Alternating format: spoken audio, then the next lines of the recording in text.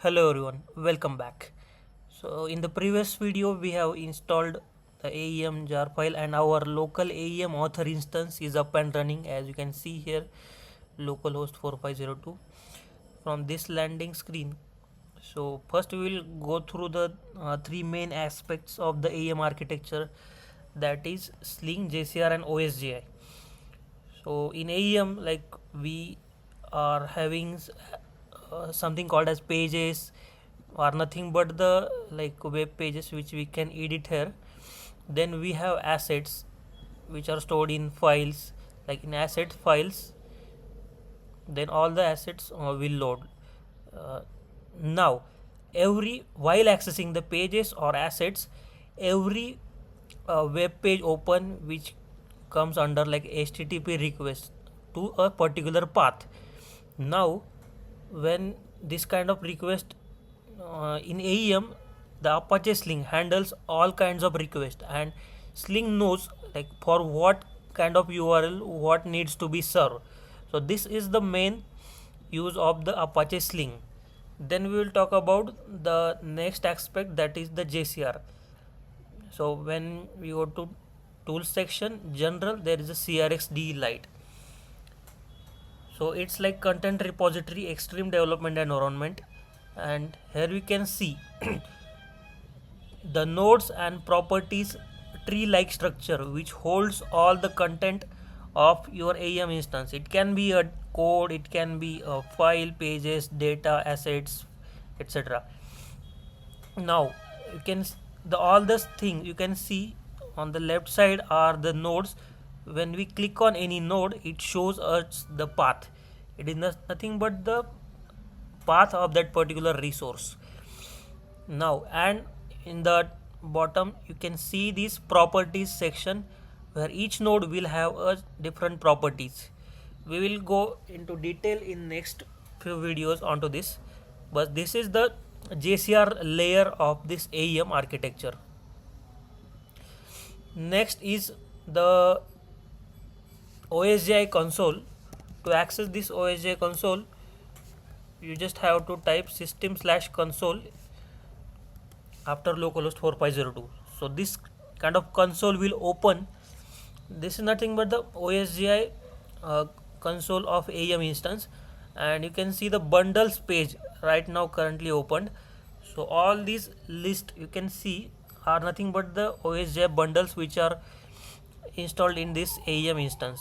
We can click an individual bundle, we can see its status is active, and we can do some actions on it like uninstall, stop, restart, refresh without restarting entire AEM instance. So, so this was all about the AEM architecture stack. Okay, now we'll just go through the sites console of AEM. When we click on sites, there is hierarchy, folder and structure, like it's called as a column view, and all the pages will be listed here. So this weekend site, it is provided by the Adobe's package. I have installed it. So this is just pre-built from Adobe, and we can explore all the pages which are present under this project. And if I edit one of the page inside it, you will be able to see this particular about us page in the edit mode. You can see on the top right, it's in edit mode. We can change the modes, viewing modes, and we can preview the page also. Like for example, this on the page,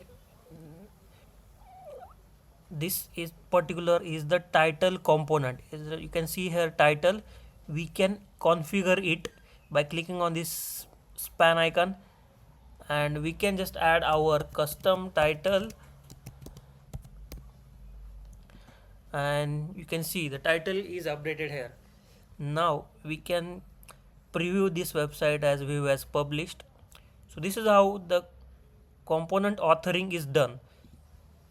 This was just a sample example of very simple component, but there can be many more complex components available out of the box. Also we can develop our own custom components also. To add a new component, we have to click on plus icon in the drag components section. We can search any component by its name. For example, I'm want to add image here. From the this is the side, it's called as the asset browser. We can drag and drop to the image component, and you can see that particular image landed onto the page.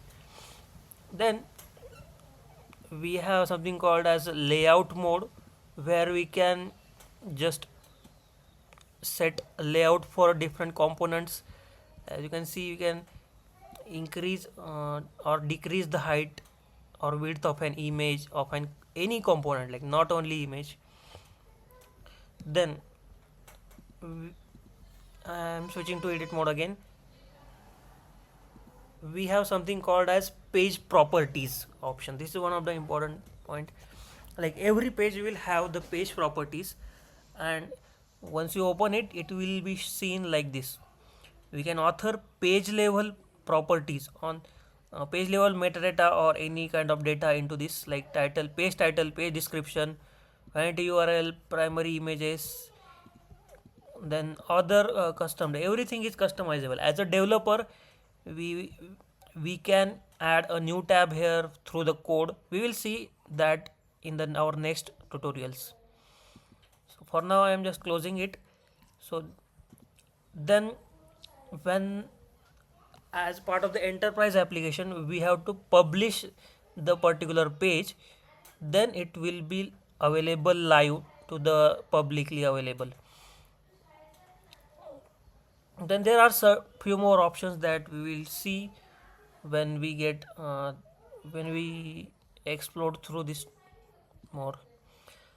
So this was all about the AEM sites and pages. And if there is something called as a template available for each page, like each page is created using a template. We can check the template here by this menu and edit template option. We will be navigated to a particular template. Now we can see this template is nothing but the blueprint of the page. Like whenever we create a new page, no need to add header and footer every time we create a new page. So once we add this header and footer in the template only, then while creating new page, the header and footer will come automatically on the newly created pages, and you can just add the rest of the components in the middle section. And we can configure allowed components from here. Then this was all about it's just basic introduction about AEM sites section. Then we will just quickly move to the AEM assets section, the assets, and then it's something called as files. Here we can see all the assets like images, videos, documents which are required for our websites can be stored in the assets section. There can be multiple folders you can create, and for example you can see this folder has 5 images available.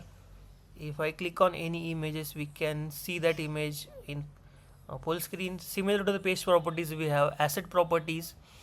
Then we can publish, move the asset also. From here we can share the link, and we have some basic editing available, like crop, rotate, etc.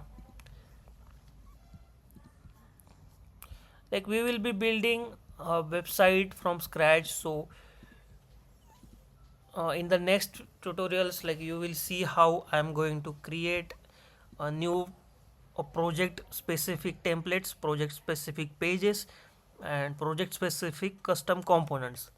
So this was all about introduction about sites and assets.